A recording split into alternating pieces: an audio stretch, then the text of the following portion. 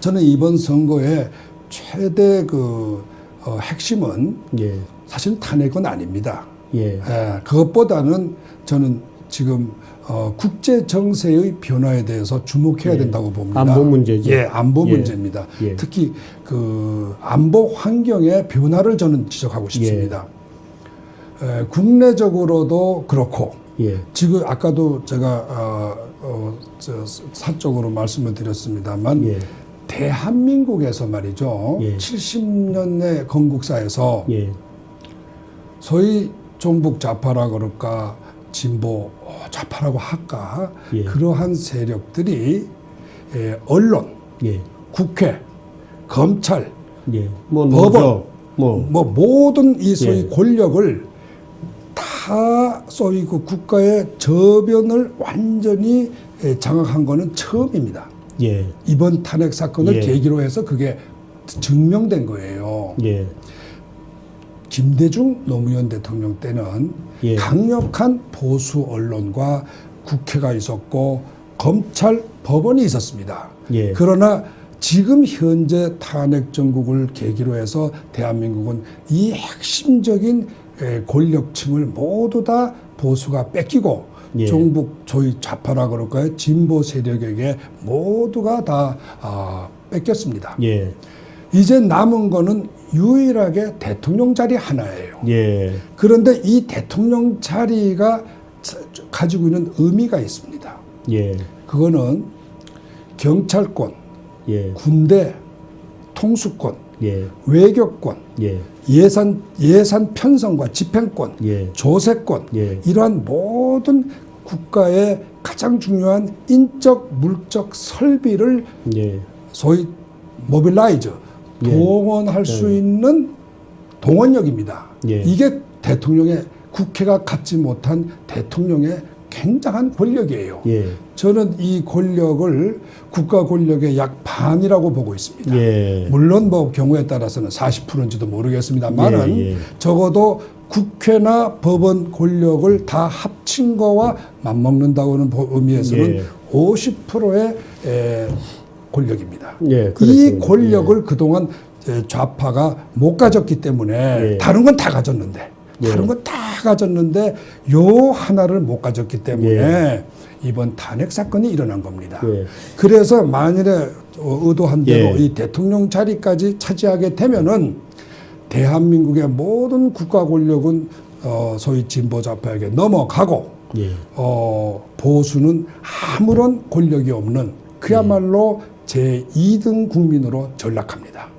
그것이 제가 가지고 있는 예. 이번 대선의 의미라고 저는 봅니다. 그렇게 보시면 이번 대선이라는 것은 4년마다 또는 5년마다 늘 있어 왔던 일상적 선거라기보다는 앞으로 대한민국의 운명을 가르는 결정적, 말하자면 획기적 시기에 있는 선거다 이런 얘기시거든요. 그렇습니다. 이번은 국가의 대한민국 운명을 좌우하는 선거가 될 겁니다. 예. 이번 선거가 그와 같은 의미를 가지게 되는 건 아까도 말했지만 예. 이미 소프트웨어 그 권력들이 모두가 다 차지한 상태에서 이번 대통령 권력이라는 마지막 50%의 권력을 차지하는 것이기 때문에 이번 이 대선은 종래 어떠한 선거에서도 가지지 못했던 결정적인 의미를 가지고 있습니다.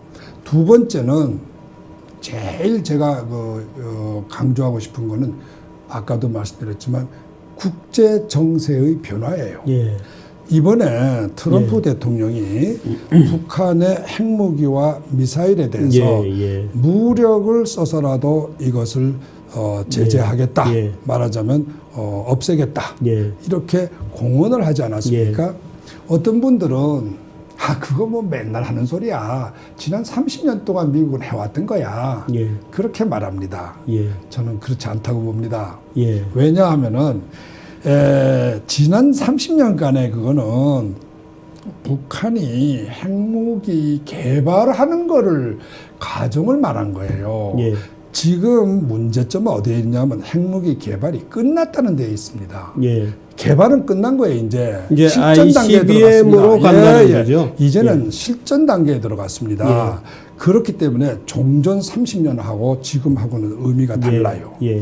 지금 이 상태에서는 미국의 그동안 모든 대통령들이 소위 수건 돌리기로 해서 미뤘던 결단의 순간이 결국은 닥친 겁니다. 예. 이제 트럼프는 더 이상 수건 돌릴 수가 없어요. 예. 이 상태에서 만일에 미국이 이거를 스톱 못 시키면 예. 미국은 바로 북한의 핵 미사일 공격의 위험에 직면합니다. 예. 그러면 미국이라는 나라가 이러한 미사일 핵무기 위협에 직면한 적이 없습니다. 예. 물론 어떤 분들은 소련이나 중국을 이야기를 해요. 예. 그 사람들이 핵무기 다 갖지 않았냐. 그런데 미국은 제재하지 않았지 않았냐. 예. 그건 이야기가 다릅니다. 이거는 다 강대국 간의 핵무기는 하나의 국제 질서예요.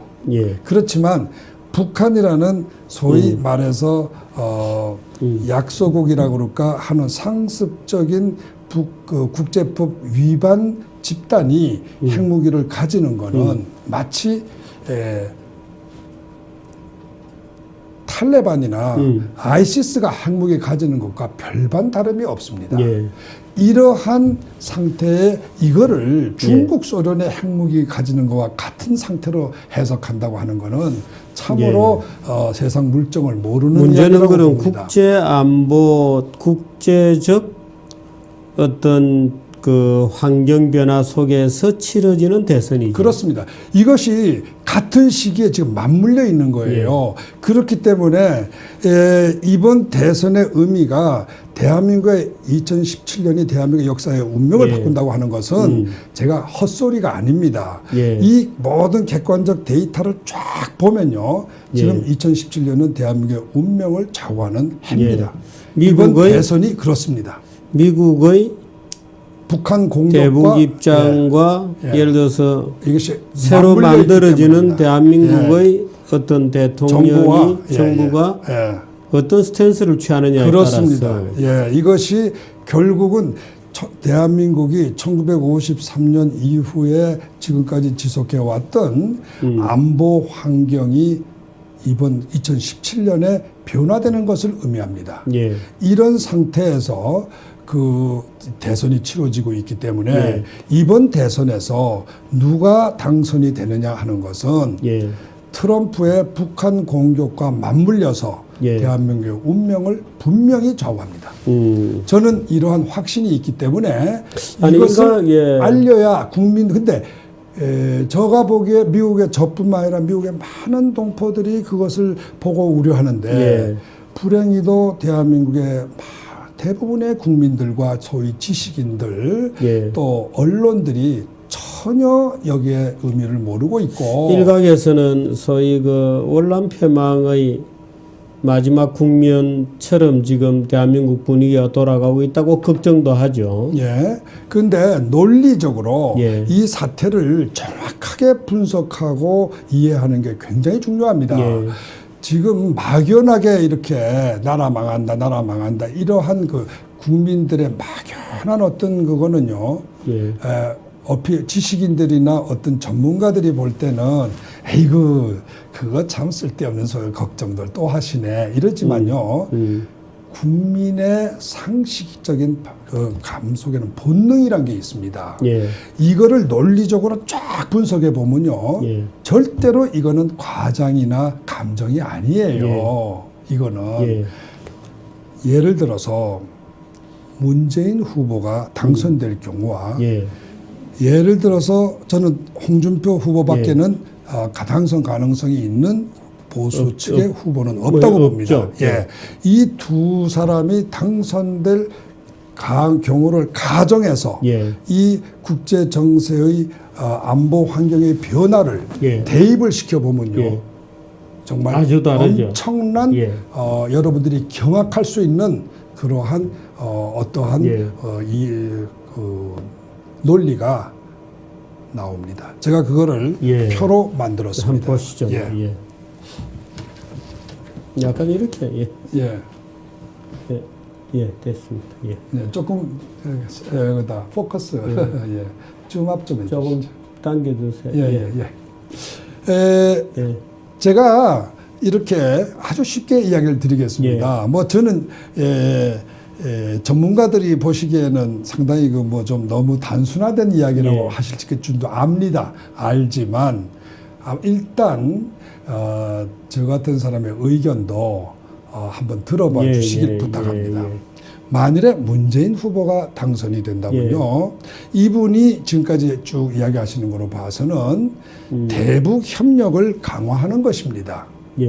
이것만은 무슨 말이냐면은 지금 트럼프의 북한 공격, 소위 미사일이나 핵무기 제거를 세계적인 미국의 안보와 세계의 평화를 위한 불가피한 선택으로 보지를 않고 마치 이것을 북한에 대한 하나의 공갈이라든가 또는 우리 민족에 대한 하나의 전쟁 도발 위협 이런 식으로 굉장히 단순화시키는 입장입니다.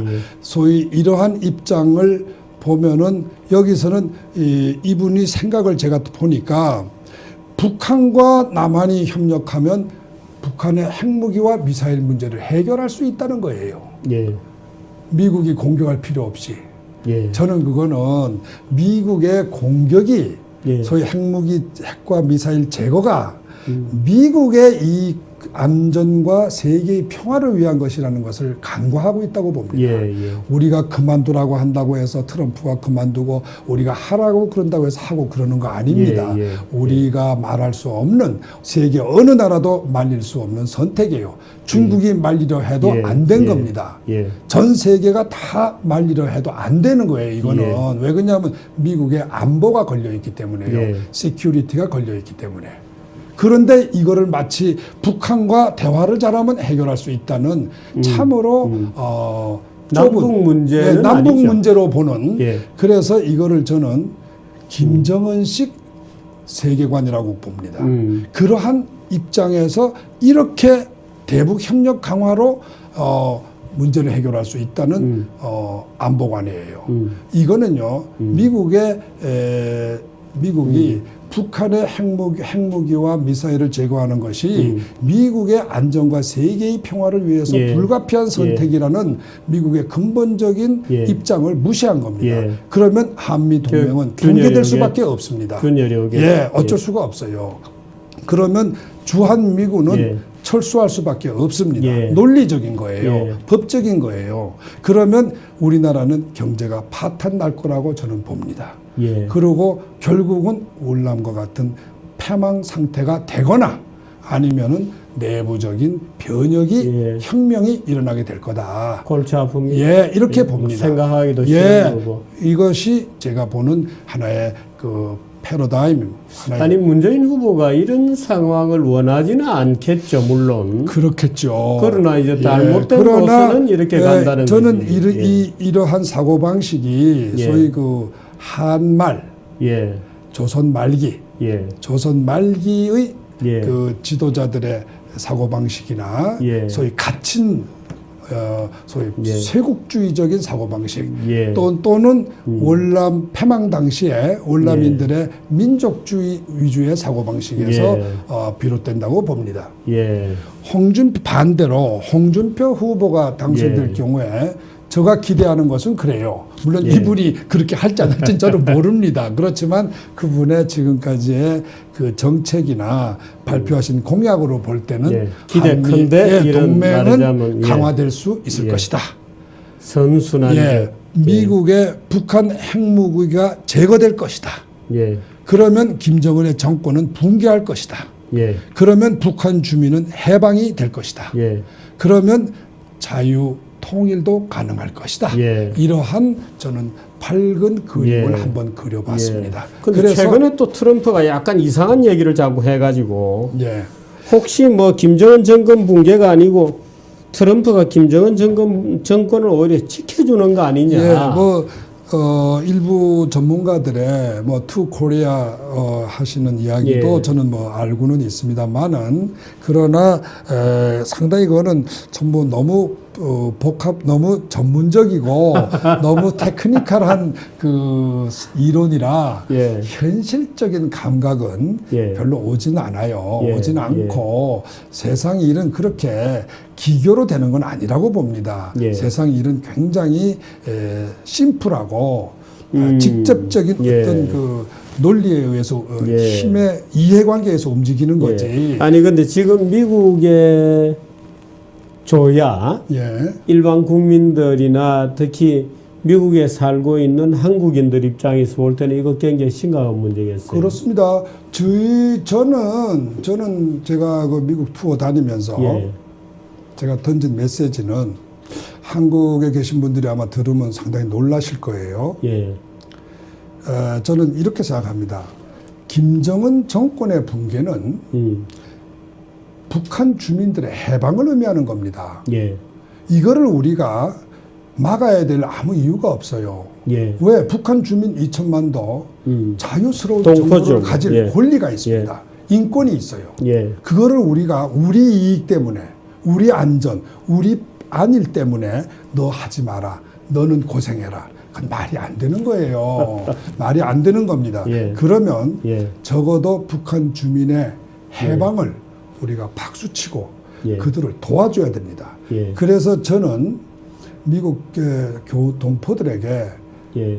Save Korea를 두 가지 의미로 분석했습니다. 예. 한국은 예. 자유민주가 과잉이고 예. 법치가 부족합니다. 예. 그렇기 때문에 Save Rule of Law 예. in South예요. 예. 남에서는 법치주의, 예. 북에서는 자유입니다. 예. 우리가 그동안 70년 동안 누렸던 자유와 민주, 이 사람들은 그게 없어요. 예. 법치는 고사하고.